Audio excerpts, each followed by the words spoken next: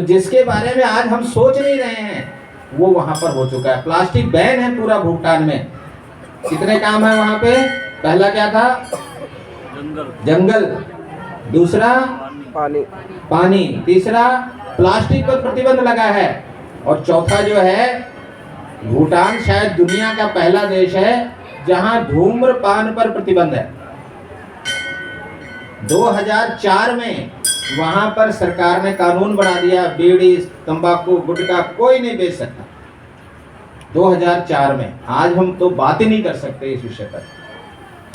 मुझे कोई बता रहा था कि दिल्ली में एक बार सरकार जो नई आई है, अभी यहाँ काम कर रही है, तो उसने आते ही पहले कह दिया अभी गुटखे पर बैन लगा देंगे। लेकिन हफ्ते बाद फिर गुटखा चल पड़ा। तो पता चला क्या हुआ, तो उन्होंने कहा 1200 करोड़ रुपया पहुंच गया कि हर महीने आएगा। तो गुटखा चल रहा है।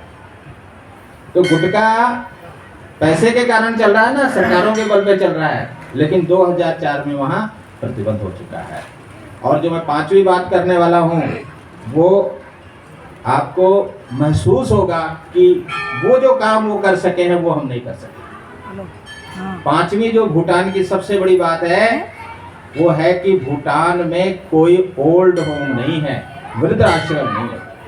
ये सबसे बड़ा पॉइंट था जिसने उनको सबसे सुखी होने का, सबसे खुश होने का पुरस्कार मिला। ये बताओ, गाय जो है वो गौशाला में खुश रहती है कि अपने घर में खुश रहती है? बोलो। तो बुजुर्ग अपने घर में खुश रहते हैं कि वृद्ध आश्रम में खुश रहते हैं? तो ओल्ड होम किसके लिए बना रखे हैं हमने? होम होगा। हमारे पंजाब में तो एक 5 स्टार ओल्ड होम है जहाँ बड़े बड़े स्टार रहते हैं। वो पहले बुक करा लेते हैं क्योंकि उनको अपने बच्चों से कोई उम्मीद नहीं है कि ये हमारी सेवा करेगा। वो बड़े समझदार कहते हैं हमारी पेंशन है ना जी, तो हमारी पेंशन से काम चला लेंगे। बच्चे तो हमने अमेरिका, कनाडा के लिए पढ़ा रखे हैं या बंगलोर और गुड़गांव के लिए बना रखे हैं, वो नौकरी करेंगे वही रहेंगे।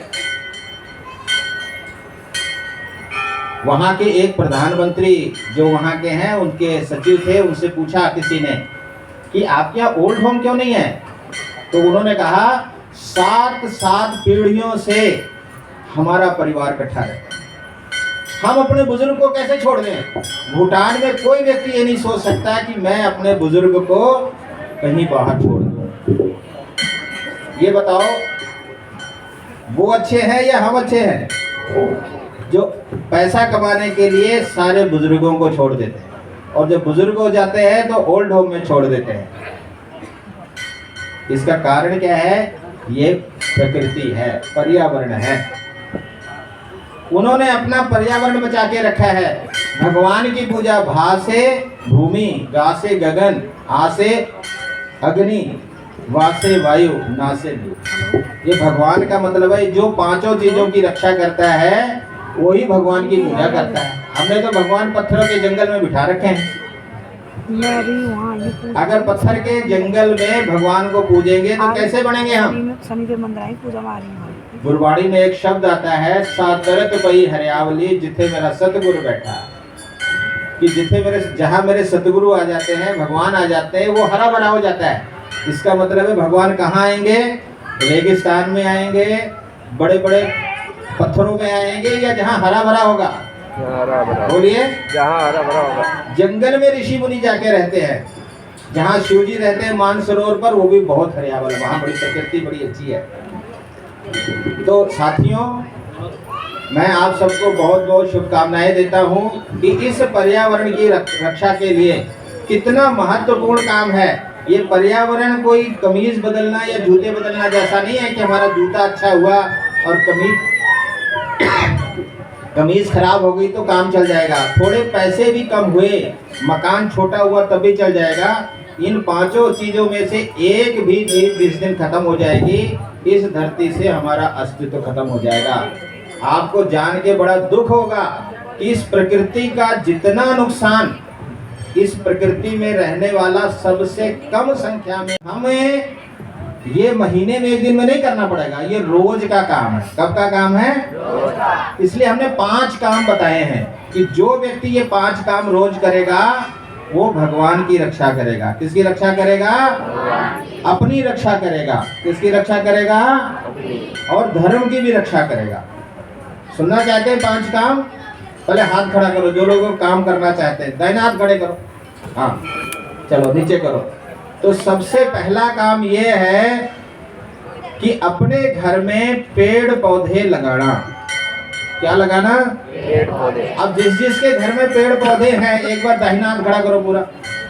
बहुत अच्छा, पूरा दाहिना हाथ नीचे करो। तो 1 नंबर मिल गया आपके घर को, 1 नंबर मिल गया।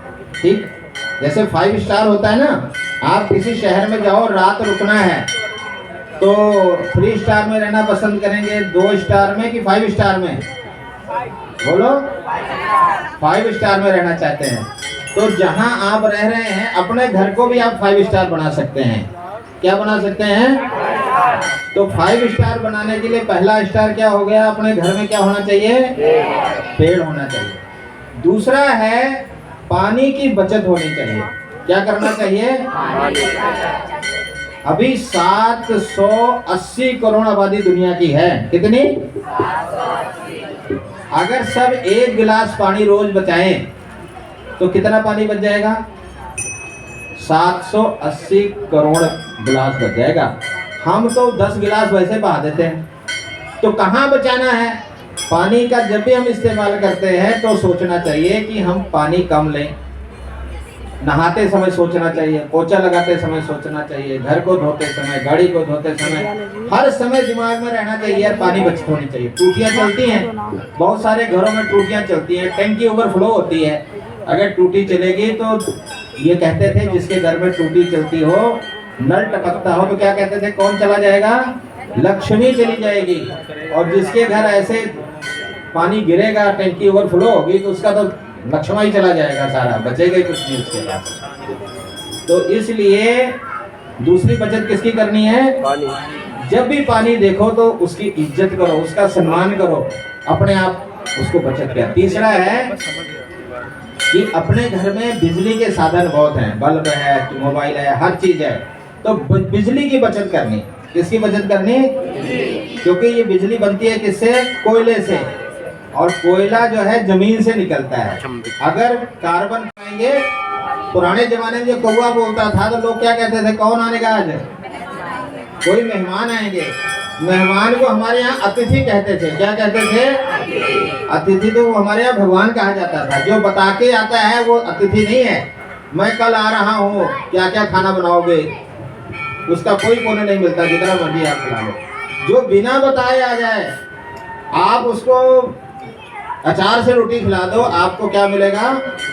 और पूछ कर कब आओगे, कितनी रोटी खाओगे बताओ आप। आजकल क्या हो रहा है? जोमेटो से आ रहा है, या पूछ लेते हैं कितनी रोटी खाओगे। तो हमें कोई पुण्य नहीं मिल रहा है। पुराने जमाने में लोग कौवा बताता था, आज कोई आएगा, लोग खुश हो जाते थे, इसलिए वो लोग थोड़ी चीजों में सुखी रहते थे। कितनी चीजें हो गई? 4। और 5वीं चीज है पॉलीथीन, जो मैंने आपको बताई कि अपने घर में ये जो कचरा है इसको बाहर नहीं फेंकना। पॉलीथीन को इको ब्रिक बना के रखो, बाकी जो गीला कचरा है उसको अलग रखो, सूखा कचरा ये है। कमेटी वाले, नगर निगम कहते थे परेशान हो गए, पर आप कमेटी वालों और एमसी का नुकसान नहीं कर रहे हो। किसका नुकसान कर रहे हो? अपने का नुकसान कर रहे हो। तो इसलिए 5 चीजें होगी। सबसे पहले बोलो पेड़ घर में या लगाना, बोलो। दूसरा है पानी की बचत। तीसरा बिजली की बचत। चौथा पक्षियों को दाना डालना। और 5वां है कचरे को सड़क पर। हाँ, पहला कौन सा है? पेड़ घर में लगाओ और बाकी जहां भी जगह मिलती है वहां लगाओ। दूसरा पानी की बचत। तीसरा, चौथा पक्षी को, और 5वां कचरे को सड़क पर। पुराने जमाने में कचरे को लोग कहते थे, घर में कोई फालतू चीज होती थी तो इसको छत पर फेंक देते थे। और दिवाली में जब घर साफ होता था वो नोट आते थे, उससे क्या मिलता था? याद है ना? सफाई में मिलता था। तो समझदार कौन थे? वो लोग थे। हमें घर से कचरा नहीं निकालना। अगर सड़क पर कचरा गया तो हमारी जिंदगी कैसी हो जाएगी? एक लड़का, अभी एडवर्टाइजमेंट बड़ी अच्छी आती है, एक लड़का छोटा सा वो कचरे के डस्टबिन में बैठ जाता है। कौन बैठ जाता है?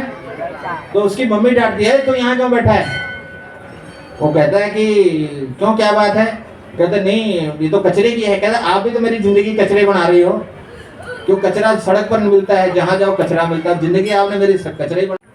5 चीजें बचानी है, कैसे बचानी है, कहाँ वो बच रही है तो वो जीवन कैसा है, इस सब के बारे में सुना। समय हो गया है, आप सब लोग भी लंबे समय से यहाँ बैठे हैं। केवल एक ही बात मैं आपसे निवेदन करूँगा। अभी यहाँ वृक्ष लगाने की बात है, लगाते हैं। हर वर्ष जब वर्षा ऋतु आती है तो हमारे विद्यालयों में, सरकार में, हमारे संगठनों में एक होड़ चलती है कि हमें वृक्ष लगाना है, लगा भी देते हैं, लेकिन वो गिनती करने के लिए होते हैं। अभी पिछले दिनों आप सबने सुना होगा, करोड़ों की संख्या में सरकार की ओर से प्रयास होता है वर्षा के मौसम में कि हम वृक्ष लगाएंगे, लगते भी होंगे। जितने कहते हैं उसका 50%, 60% तो जरूर लगता भी होगा। तो 50-60% तो लगता है और 10% भी बचता नहीं। असल में तो 10% लगा जो अपने आप बड़ा हो गया। अपने आप बड़ा करने से ये जो आंकड़ा है कि हमने करोड़ों में लगा दिए, इसका कोई अर्थ नहीं। हमारे घर में हमारे जो परिवार के सदस्य होते हैं, बालक होते हैं, बहुत ध्यान रखते हैं हम उनका। इतना ध्यान रखते हैं कि जरा छींक भी आ जाती है तो हम भागते हैं डॉक्टर के पास कि इसे छींक आ जाए, इसके लिए दवाई लानी है। हमारे परिवार का कोई भी सदस्य जब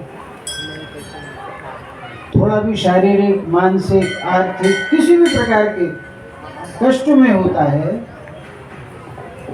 तो वो संवेदना हमारे दिल को कचोटती है और हम प्रयत्न करते हैं कि इसको हम कैसे उस कष्ट से निजात दिला दें जो हम सभी उसको कष्ट है, क्योंकि वो मेरा है, अपना है। जब तक ये भाव नहीं जगेगा कि ये मेरा है तो मुझे उसका कष्ट नहीं होगा। से निवेदन है, हमारे घर में हमारे चाहे अनचाहे घटना होगी, ऐसा नहीं हो सकता कि हमारे घर में घटना ना हो। अगर कोई हमारा अपना इस संसार को छोड़कर जाता है तो दुख तो होगा। 2 दिन, 4 दिन, महीने, 2 महीने, साल, 2 साल बाद हम भूल जाते हैं, उसको हम हमेशा अपने साथ रख सकते हैं। जो अंश होता है, आप जानते हैं, जो वृक्ष होता है उसकी जड़ें जल प्राप्त करती हैं, पोषण प्राप्त करती हैं धरती माता से, और जो उसकी जड़ों में होता है चारों तरफ, वो उसके पत्तों में, उसके फलों में, उसकी सारे जो अवयव होते हैं वृक्ष के, उनमें चला जाता है। अगर हम अपने निकट के उस व्यक्ति का जिसका हमने दाह संस्कार किया है, उसकी एक मुट्ठी राख जो हम विसर्जन करने वाले हैं बचा कर रख लें, एक मुट्ठी बचा लें, और उस राख को एक वृक्ष हम जब लगाएं, वो कोई भी वृक्ष जो हमारी पसंद का हो, फलों का लगाएं तो बहुत अच्छा है, एक छोटा सा गड्ढा बनाएं, उसमें उस राख को डाल दें, वहाँ उस वृक्ष को लगा दें जो मेरी पसंद का है। क्या होने वाला है? आपके अपने का अंश उस वृक्ष में आने वाला है। उसकी जो नसें हैं, जो पुष्प, अगर पुष्प का पेड़ लगाया है, फल का पेड़ लगाया है, तो वो उसमें आने वाला है और अनवरत चलने वाला है। आसपास क्योंकि आप जानते हैं कि सब में कौन है, की तैयारी करते वो अंश है जो हमें पता नहीं है। फौज में जाते हुए देखे। वो जो अंश है, हालांकि है तो वो सार्वभौम, लेकिन वो मेरे अपने का है ना, इसलिए उस वृक्ष के अंदर वो अंश जो मेरे अपने का है हर समय मेरे सामने दिखाई देगा।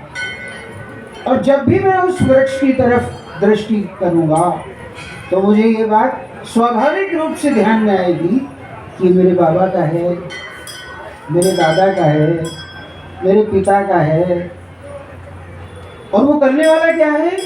उसने पूरे जीवन भर इस दुनिया से, इस वायुमंडल से कुछ प्राप्त किया है। वो ऑक्सीजन हो सकती है, फल हो सकते हैं, औषधियां हो सकती हैं, कुछ भी हो सकता है। इस वातावरण को शुद्ध, अगर कोई मेरा अपना है तो जैसे मैंने पहले कहा, उसके साथ मेरा निकट संबंध होगा तो उसकी रक्षा करूंगा ना। पड़ोसी की मृत्यु हो जाती तो कुछ नहीं होता, मेरे घर में मृत्यु होती तो कुछ होता है। कुछ जो होता है वो उस पेड़ के कारण से, क्योंकि मेरे अपने का अंश उस वृक्ष की जड़ों में है। इसलिए अगर उस पेड़ को कुछ होता है तो मुझे कुछ जरूर होगा। उसकी रक्षा करना मेरा मन कहेगा कि मुझे उसकी रक्षा करनी है, उसका संरक्षण करना है, उसको जल देना है, उसको बड़ा करना है, और मेरी आंखों के सामने ये जीवित रहना चाहिए और उसे मैं जीवित रख सकता हूँ। ये एक कल्पना मेरे मन में आई थी, आपके साथ शेयर की है। जरूरी नहीं मैं अगर मल्टी स्टोरी बिल्डिंग में रहता हूँ तो मैं कहाँ पेड़ लगाऊंगा, नहीं है संभव। लेकिन कोई संस्था हो सकती है, कोई विद्यालय हो सकता है, कोई बाग हो सकता है, कोई भी हो सकता है। मैं प्रयत्न करूं, इतनी जगह तो मैं जरूर खोज लूंगा कहीं भी कि मैं अपने की याद में, अपने जिसकी मृत्यु हुई है उसकी राख को लाकर एक स्थान पर रखकर उसमें एक पेड़ का पौधरोपण कर दूं। फिर ये मेरा कर्तव्य बनता है कि मेरा जो अपना है वो ठीक से बड़ा हो ना। मैं अपने बच्चों को ले जाता हूँ ना हॉस्पिटल, कोई परेशानी होती है तो देखता हूँ ना कि इसकी सारी प्रकार की संरक्षण होना चाहिए, इसकी पढ़ाई लिखाई ठीक होनी चाहिए, इसका जीवन सही चलना चाहिए। वो वृक्ष भी मेरे अपने का एक अंश है जो बड़ा हो रहा है, उसका संरक्षण भी मैं करूँगा क्योंकि मेरा अपना अंश है। तो मैं आप सबका आह्वान करता हूँ कि आप यहाँ मेरी मृत्यु क्यों ना हुई, इसकी क्यों हुई? ये शाश्वत सत्य होते हुए भी वो जो अपनेपन का भाव उनके मन के अंदर होता है वो उन्हें इस बात के लिए प्रेरित करता है कि ये नहीं होना चाहिए था। क्यों हो गया? मैं आपको आज एक तरकीब बताता हूँ, आपके घर का, परिवार का, क्योंकि देखिए ये तो शाश्वत सत्य है। जैसा मैंने कहा, हम में से प्रत्येक को जो इस धरती पर आया है, किसी भी रूप में आया हो, जीव जंतु हो, मेटल हो, पेड़ हो, पौधे हो, किसी भी प्रकार का हो, मनुष्य हो, पुरुष हो, स्त्री हो, बच्चा हो, कोई भी हो, whosoever has come on this earth, उसको जाना है, उसको समाप्त होना है, उसका स्वरूप बदलना है। ये शाश्वत सत्य है, उसकी लाइफ बढ़ाई जा सकती है, उसके साथ अपने आप को जोड़ा जा सकता है। अभी कुछ दिन पहले मेरे मन में एक कल्पना आई, जो हमारे घर के, परिवार के सदस्य किसी भी कारण से हमें छोड़ जाते हैं, 2-4 दिन, महीने, 2 महीने उनकी याद रहती है, उसके बाद वो याद ही समाप्त हो जाती है और समय के साथ हम अपना जीवन एज यूजुअल जीते रहते हैं। मेरे मन में एक कल्पना आई कि जब हम सब यहाँ जिस समाज के अंग हैं वो सब उनका दाह संस्कार करते हैं, उस दाह संस्कार में एक दूसरे तीसरे दिन जैसी परंपरा परिवार में समाज में हो, हम अस्थि चुनने का काम करते हैं और कुछ वहाँ जो उसके अवशेष राख के रूप में होते हैं उसको चुनते हैं और उसकी सदगति के लिए किसी नदी में, गंगा में, जहाँ जो कुछ भी हो उसका प्रवाहित करते हैं और प्रवाहित करके हम ये सोचते हैं कि बस वो उसकी गति हो गई, उससे हमारा संबंध विच्छेद हो गया। हम उसे याद कर सकते हैं, वो हमारे सामने हो सकता है, हमारी कल्पनाओं में हो सकता है। तो मेरा ये निवेदन आप सब यहाँ बैठे हुए जो भी बच्चे, बूढ़े, सभी का इस मंदिर प्रांगण में पर्यावरण संरक्षण गतिविधि की ये जो कार्यक्रम है इसमें सबका आपका स्वागत करता हूँ और आपका सबका धन्यवाद करता हूँ। अभी इस कार्यक्रम के पश्चात हम लोग यहाँ से जो दाईं तरफ बाहर निकल के दाईं तरफ जो हॉल है उसमें जो यात्रा में जाने वाले लोग हैं पहले वो भोजन करेंगे, उसके पश्चात साइकिल यात्रा शुरू होगी। तो ये कार्यक्रम है। बाकी मैं सबका फिर से हृदय से धन्यवाद करता हूँ। आप सभी को बहुत बहुत धन्यवाद, आभार।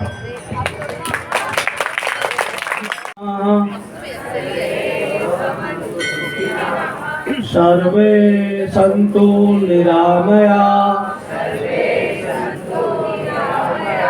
सर्वे भद्राणि पश्यन्तु मा कश्चित् दुःखभाग् भवेत्। ओम शांति शांति शांति।